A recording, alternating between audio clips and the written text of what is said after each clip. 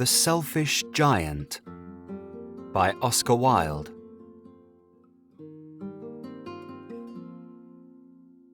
Every afternoon, as they were coming from school, the children used to go and play in the giant's garden.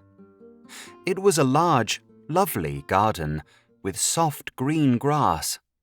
Here and there over the grass stood beautiful flowers like stars, and there were 12 peach trees that in the springtime broke out into delicate blossoms of pink and pearl, and in the autumn bore rich fruit.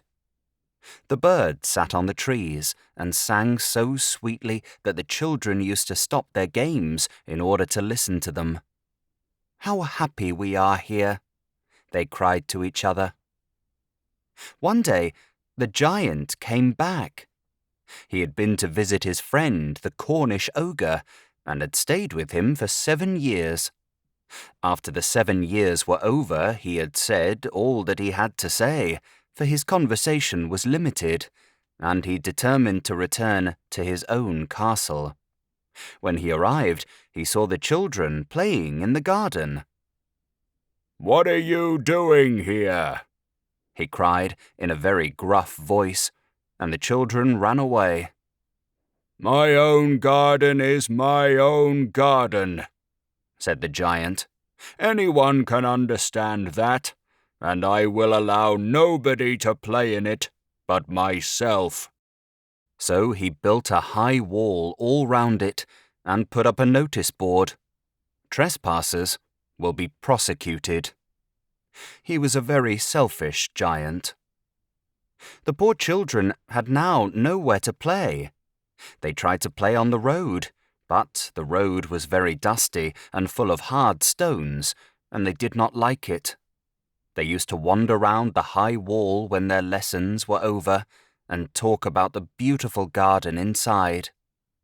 "How happy we were there," they said to each other.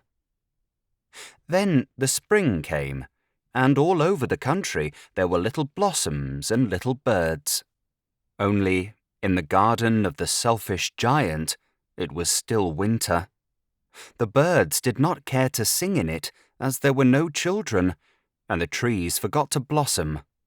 Once a beautiful flower put its head out from the grass, but when it saw the notice board, it was so sorry for the children that it slipped back into the ground again and went off to sleep. The only people who were pleased were the snow and the frost. "Spring has forgotten this garden," they cried, "so we will live here all the year round." The snow covered up the grass with her great white cloak, and the frost painted all the trees silver. Then they invited the north wind to stay with them, and he came. He was wrapped in furs, and he roared all day about the garden and blew the chimney pots down. "This is a delightful spot," he said. "We must ask the hail on a visit." So the hail came. Every day for 3 hours he rattled on the roof of the castle till he broke most of the slates, and then he ran round and round the garden as fast as he could go. He was dressed in grey, and his breath was like ice. "I cannot understand why the spring is so late in coming," said the selfish giant as he sat at the window and looked out at his cold, white garden. "I hope there will be a change in the weather." But the spring never came, nor the summer. The autumn gave golden fruit to every garden, but to the giant's garden she gave none. "He is too selfish," she said. So it was always winter there, and the north wind and the hail and the frost and the snow danced about through the trees. One morning the giant was lying awake in bed when he heard some lovely music. It sounded so sweet to his ears that he thought it must be the king's musicians passing by.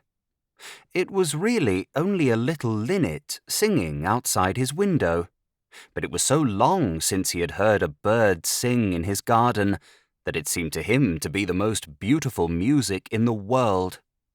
Then the hail stopped dancing over his head, and the north wind ceased roaring, and a delicious perfume came to him through the open casement. "I believe the spring has come at last," said the giant, and he jumped out of bed and looked out. What did he see? He saw a most wonderful sight. Through a little hole in the wall, the children had crept in, and they were sitting in the branches of the trees. In every tree that he could see, there was a little child, and the trees were so glad to have the children back again that they had covered themselves with blossoms and were waving their arms gently above the children's heads. The birds were flying about and twittering with delight, and the flowers were looking up through the green grass and laughing. It was a lovely scene. Only, in one corner, it was still winter. It was the farthest corner of the garden, and in it was standing a little boy. He was so small that he could not reach up to the branches of the tree, and he was wandering all round it, crying bitterly. The poor tree was still quite covered with frost and snow, and the north wind was blowing and roaring above it. "Climb up, little boy," said the tree, and it bent its branches down as low as it could. But the boy was too tiny. And the giant's heart melted as he looked out. "How selfish I have been," he said. "Now I know why the spring would not come here.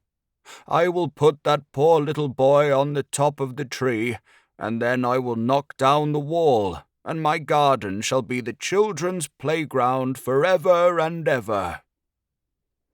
He was really very sorry for what he had done. So he crept downstairs and opened the front door quite softly and went out into the garden. But when the children saw him, they were so frightened that they all ran away, and the garden became winter again. Only the little boy did not run, for his eyes were so full of tears that he did not see the giant coming. And the giant stole up behind him and took him gently in his hand and put him up into the tree. And the tree broke at once into blossom, and the birds came and sang on it, and the little boy stretched out his 2 arms and flung them round the giant's neck and kissed him. And the other children, when they saw that the giant was not wicked any longer, came running back, and with them came the spring. "It is your garden now, little children," said the giant, and he took a great axe and knocked down the wall. And when the people were going to market at 12 o'clock, they found the giant playing with the children in the most beautiful garden they had ever seen. All day long they played, and in the evening they came to the giant to bid him goodbye. "But where is your little companion?" he said. "The boy I put into the tree." The giant loved him the best, because he had kissed him. "We don't know," answered the children. "He's gone away." "You must tell him to be sure and come here tomorrow," said the giant. But the children said that they did not know where he lived, and had never seen him before, and the giant felt very sad. Every afternoon, when school was over, the children came and played with the giant. But the little boy whom the giant loved was never seen again. The giant was very kind to all the children, yet he longed for his first little friend, and often spoke of him. "How I would like to see him," he used to say. Years went over, and the giant grew very old and feeble. He could not play about any more, so he sat in a huge armchair and watched the children at their games and admired his garden. "I have many beautiful flowers," he said, "but the children are the most beautiful flowers of all." One winter morning, He looked out of his window as he was dressing. He did not hate the winter now, for he knew that it was merely the spring asleep, and that the flowers were resting. Suddenly he rubbed his eyes in wonder, and looked and looked. It certainly was a marvellous sight. In the farthest corner of the garden was a tree, quite covered with lovely white blossoms. Its branches were all golden, and silver fruit hung down from them, and underneath it stood the little boy he had loved. Downstairs ran the giant in great joy and out into the garden. He hastened across the grass and came near to the child. And when he came quite close, his face grew red with anger, and he said, "Who hath dared to wound thee?" For on the palms of the child's hands were the prints of 2 nails, and the prints of 2 nails were on the little feet. "Who hath dared to wound thee?" cried the giant. "Tell me, that I may take my big sword and slay him." "Nay," answered the child, "but these are the wounds of love." "Who art thou?" said the giant, and a strange awe fell on him, and he knelt before the little child. And the child smiled on the giant and said to him, "You let me play once in your garden. Today you shall come with me to my garden, which is paradise." And when the children ran in that afternoon, they found the giant lying dead under the tree, all covered with white blossoms. Thank you for listening to The Selfish Giant by Oscar Wilde. If you have enjoyed this audiobook, please consider subscribing and leaving a like to help in the making of future audiobooks.